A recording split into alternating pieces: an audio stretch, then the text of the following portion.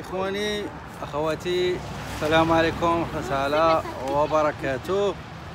مرحبا بكم في قناتكم AOB ماروك بالدارجة، ومرحبا بكم في قناتكم الأخرى AOB كندا بالإنجليزية وشوية ديال الفرنسية وشوية ديال الإنجليزية. اليوم غادي ندوز لكم واحد جوج فيديوهات خفاف، واحد فيه شي 4 دقائق وواحد فيه 3 دقائق. قبل ما ندوي عليه ندير واحد التوطيده كما يقال، une petite introduction.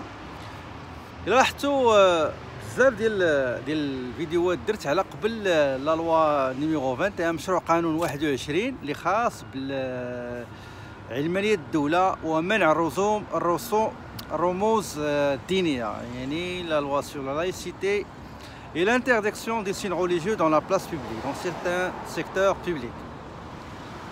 ولا ترى الصداع وداروا مسيرات كثيره شاركتكم فيها، درت لكم فيديوهات ديال المسيرات اللي دارت في سونتر فيل مناهضه لهذا المشروع الظالم شويه والعنصري والمتحيز واللي كيبان لي انايا منيش غير على الحجاب لانه هو الرمز الديني اللي كيبان.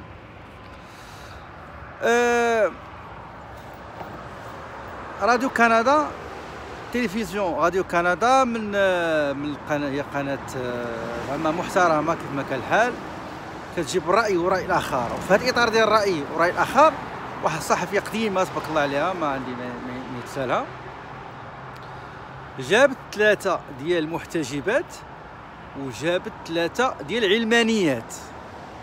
جابت 3 ديال المحتجبات، وحده من المغرب وجوج من الجزائر.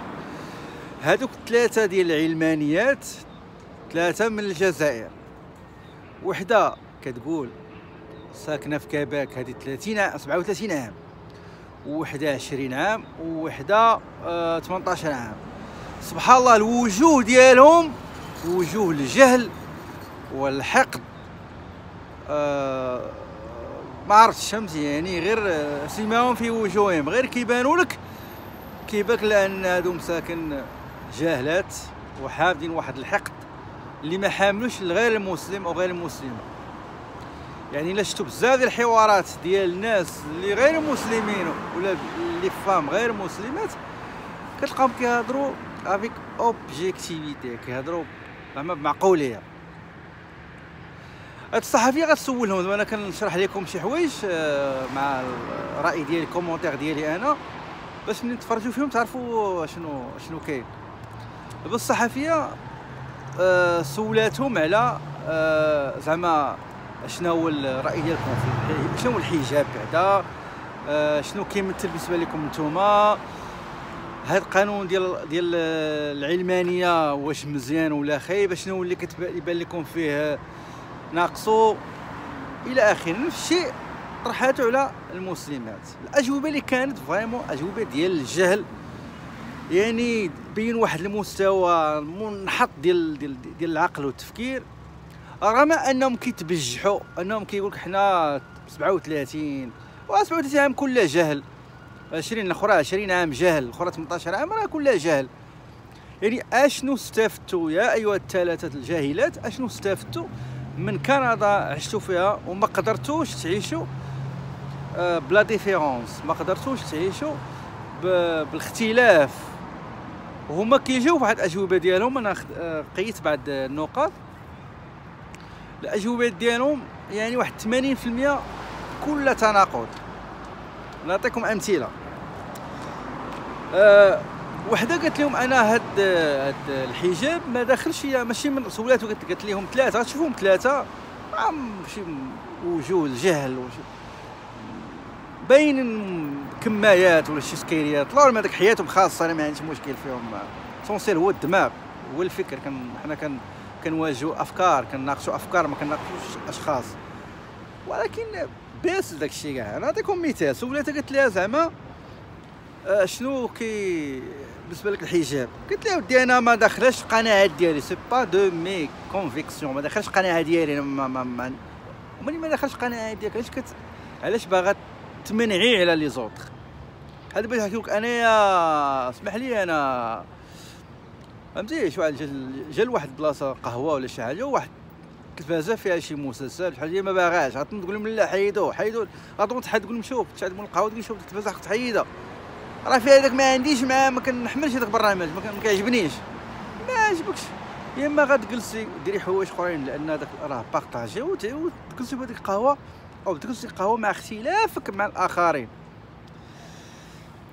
قالت لهم عاوتاني عارف غادي يضحكوكم بعدو، كاين اللي غيضحكهم، هذا شي وحدين من اللي غيشاهدوه غيجيو مضحكه، وشي وحدين غتجيو مفقصه، غتقول لك ودي كون راك تحداهم وراه ما عرفتش درت لهم. لا، افكار باينين مساكن مساليات، وداك الشيء كيقلبوا عليه.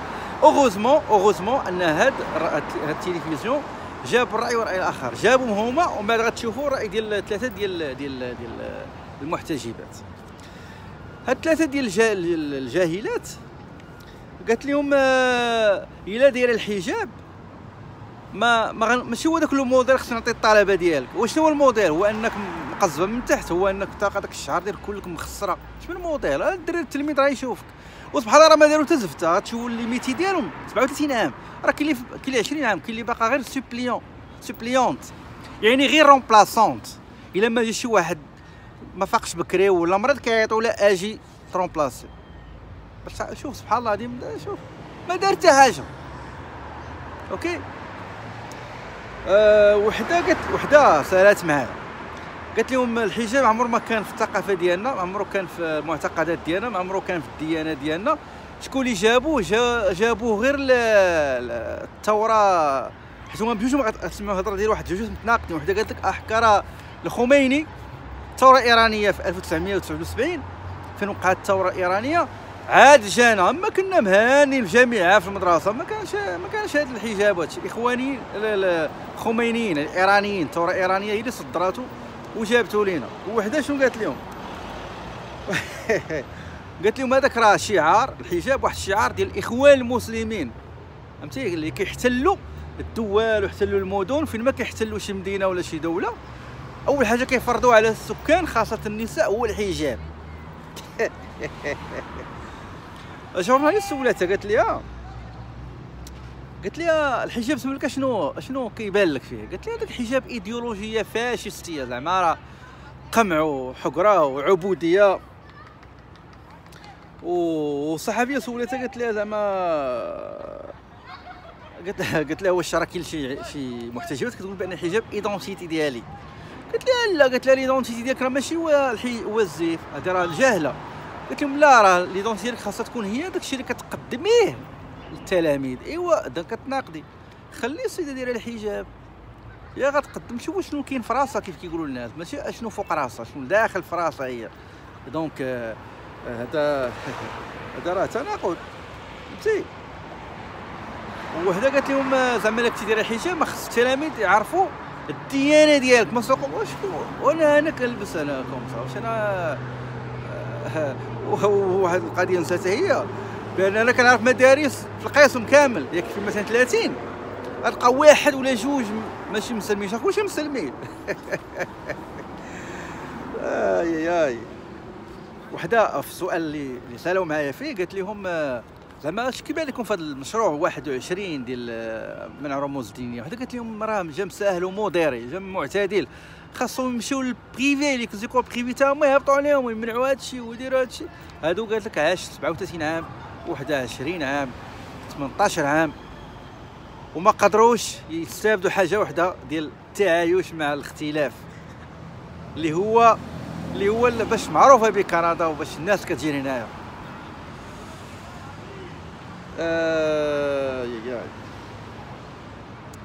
والسؤال الاخير كاع باش ما نطولش على هذا السؤال الاخير، قالت لهم زعما اشنا هي العلمانيه؟ اش في نظر ديالكم شنو العلمانيه؟ سا بريزونت كوا لا لايسيتي عندكم نتوما؟ قالت ليها لا لايسيتي وهي فيفر انصامبل افيك نوتر ديفيرونس ديفيرونت كولتور الى اخره. تصور هي وتناقض هذا. اذا سي فري كو هذوك المحتجبه ما غاتمشي تقري، ماشي غتقول للناس تما اجيو ديروا الحجاب يعني. وما عمر ما كاينش شي ستاتيستيك كتقول ان راه وقع شي انسيدون، شي محتجبه ولا شي واحد اللي بغى يفرض ليديولوجي ديالو ولا الديانه ديالو ولا هادشي عمرو ما كان، فهمتي؟ هادشي عمرو ما كان. هذا انا دويت لكم دابا على الفيديو الاولاني اللي غتسمعوا. اوكي، الفيديو الاولاني غنخليكم دابا تشوفوا الفيديو الاولاني، ومن بعد غادي ندوز لكم الفيديو الثاني. قبل ما ندوز لكم غادي ندير عاوتاني ملاحظات ديالي. اوكي يلا السلام عليكم. Ces trois enseignantes musulmanes, installées au Québec depuis des années, ont des positions bien campées sur le port du voile. Bonjour.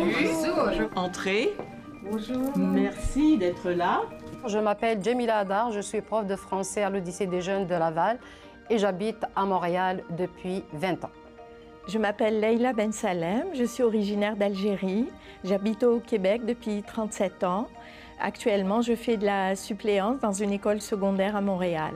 Je m'appelle Leïla Lesbet, je suis technicienne en éducation spécialisée. Je suis originaire d'Algérie et j'habite le Québec depuis 18 ans. Vous êtes musulmane, vous êtes dans le milieu de l'enseignement, mais vous ne portez pas le voile. Pourquoi? Parce que ça ne fait pas partie de mes convictions. Et moi, en enseignant, j'ai toujours pensé qu'on était un modèle pour nos élèves et que ce n'est pas un genre de modèle que j'aimerais leur donner. J'étais enseignante en Algérie et ce voile n'a jamais existé. Donc il n'a jamais fait partie ni de notre culture et encore moins de notre religion. On allait à l'école, à l'université, on était sans voile. Donc le voile est arrivé avec la révolution iranienne en 1979. Donc ça me fait un petit peu sourire de cette identité qui naît avec un mouvement politique.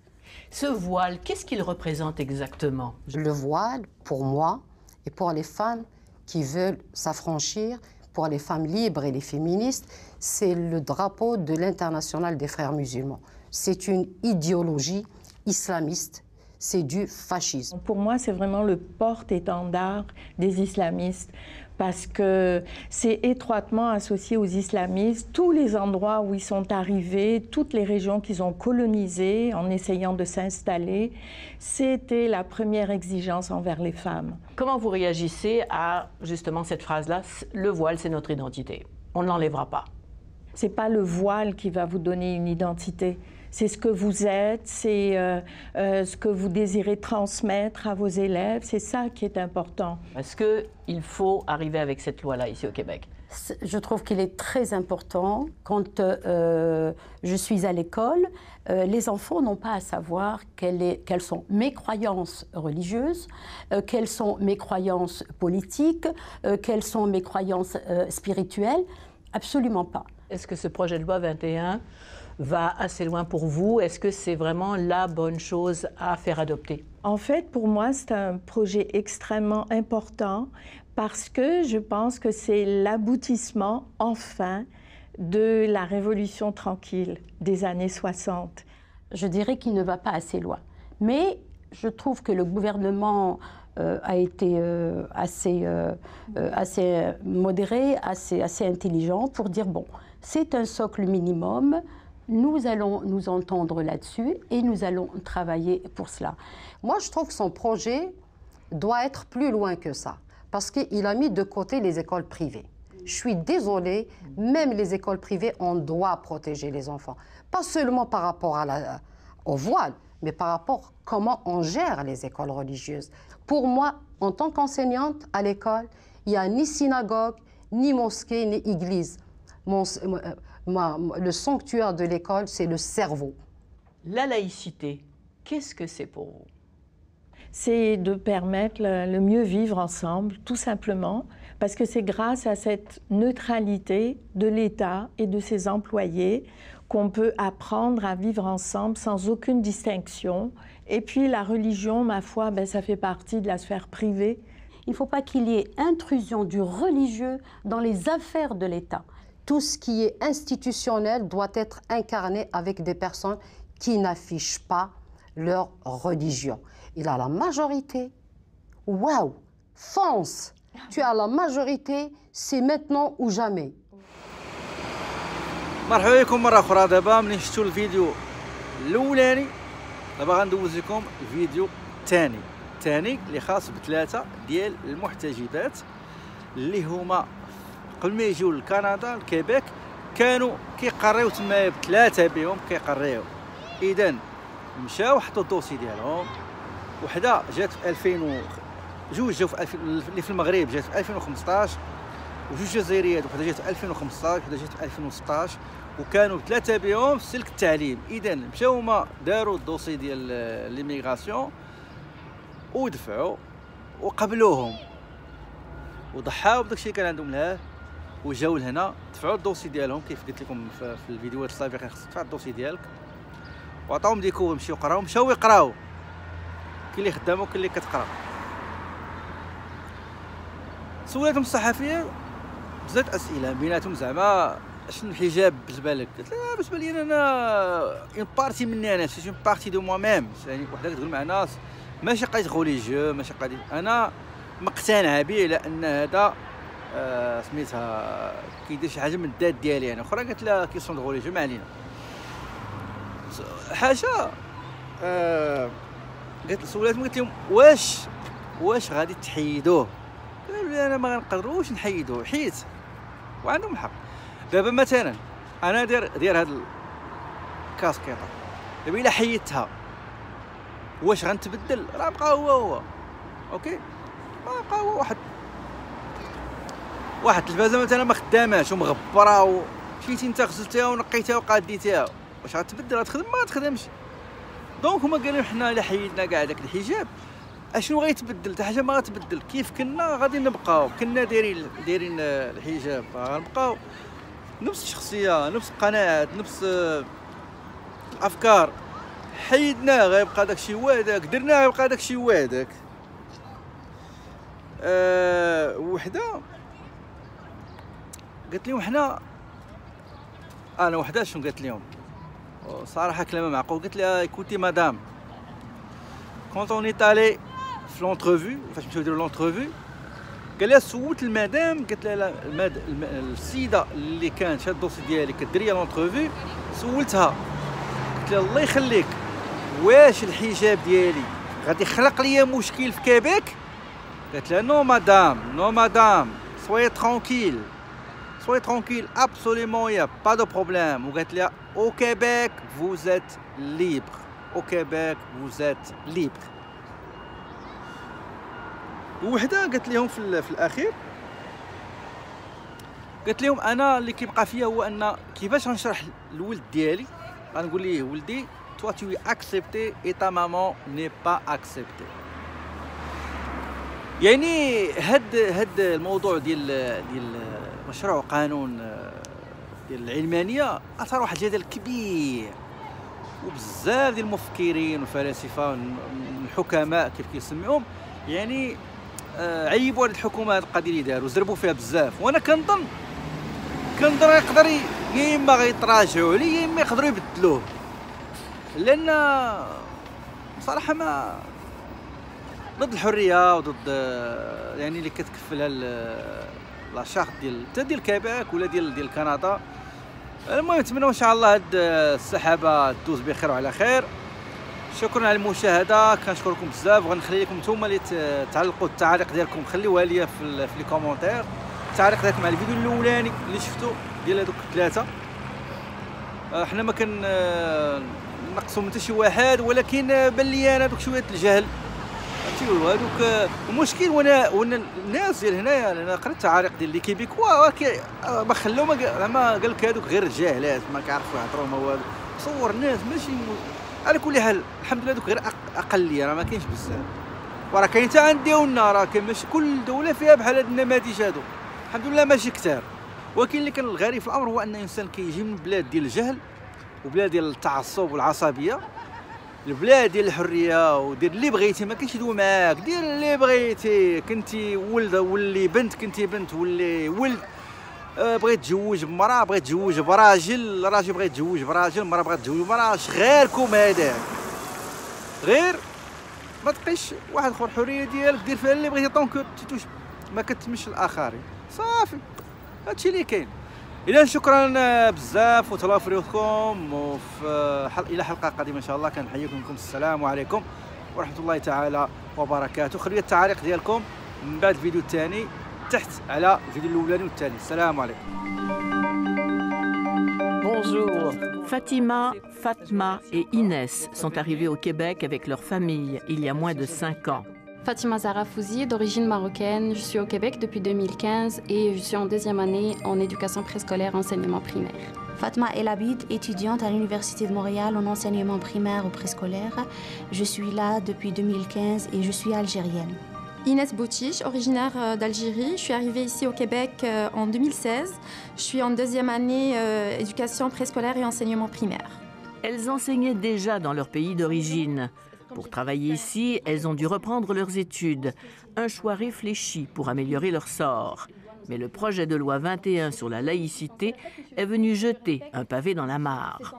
Comment vous prévoyez votre avenir si ce projet de loi devient loi? Nous, l'enseignement, c'est une passion pour nous, c'est une vocation, donc c'était un choix. On a investi du temps, on a investi de l'argent, donc c'est vraiment difficile pour nous, on ne voit pas notre avenir. Qu'est-ce qu'on doit faire? On ne sait pas ce qui va se passer par la suite. Est-ce que je peux faire mon stage? Est-ce que je peux enseigner dans une école? Donc c'est vraiment délicat. Moi, j'étais sélectionnée comme travailleuse qualifiée. Ils m'ont expliqué que je peux travailler ici au Québec. Il n'y aura aucun problème par rapport aux signes religieux. J'étais enseignante, donc c'est ça. En arrivant ici, je refais mon bac, je suis à mi-chemin. Ils me disent que je ne peux pas continuer. Je ne sais pas quoi faire à part l'enseignement. Qu'est-ce que le voile représente pour vous? C'est important parce que ça fait partie de moi. C'est un choix, oui. Je sais que vous voulez qu'on vous dise c'est religieux. Oui, c'est religieux, ça fait partie de ma religion. Mais ça reste mon choix. Personne ne m'a obligée à le faire. C'est une identité. Tout simplement? Oui. Et pour vous? Ça fait partie de moi. Ça fait partie de ma personnalité, ça fait partie de Fatima Zahra Fouzi. Je ne peux pas changer ça. La question fondamentale ici, c'est le voile. Oui. Est-ce que vous envisagez d'enlever votre voile? Non. Pourquoi? C'était un choix personnel de mettre le voile. Et mon voile n'a aucun impact, n'a aucune influence. Je le mets ou je le mets pas, je reste Madame Fatima pour les élèves. Ça change rien dans ma personnalité. Je suis toujours la même personne. Et vous, madame, est-ce que vous seriez prête à enlever votre voile? Non, pas du tout. Pourquoi? C'est pas du tout envisageable. C'est un choix personnel. C'est pas une personne qui m'a obligée à le mettre et c'est pas Monsieur Legault qui va m'obliger à l'enlever. Quand on était sélectionnés, on était sélectionnés avec nos signes religieux. J'ai passé l'entrevue avec une madame comme vous et je lui ai demandé clairement, est-ce que mon voile va me poser un problème pour trouver un emploi? Elle était sa réponse était très claire et était très encourageante. Elle m'a dit, madame, au Québec, vous êtes libre. Jugez mes compétences, pas mon apparence. Ces 3 femmes ont participé à la manifestation de dimanche dernier à Montréal pour signifier leur volonté de s'intégrer dans leur pays d'adoption, avec leurs différences. Si vous aviez un message pour M. Legault, ce serait quoi aujourd'hui? Je lui dirais d'oublier ce que j'ai sur la tête et de regarder plutôt ce que j'ai dans la tête. Je suis qualifiée et j'ai été sélectionnée pour venir aussi au Québec. Donc, c'était certes mon choix. On a choisi de venir ici, mais c'était gagnant-gagnant dans l'histoire. Pensez à nous en tant qu'êtres humains. Pensez à l'intégration. Nous, on cherche d'être intégrés. L'intégration de nos enfants. Comment moi, je pourrais expliquer à mon enfant que toi, tu es accepté, mais ta maman n'est pas acceptée? Et puis, c'est le sentiment d'être expulsé. Allez-y, on ne veut pas de vous là. Partez à une autre province, ça fait mal au cœur.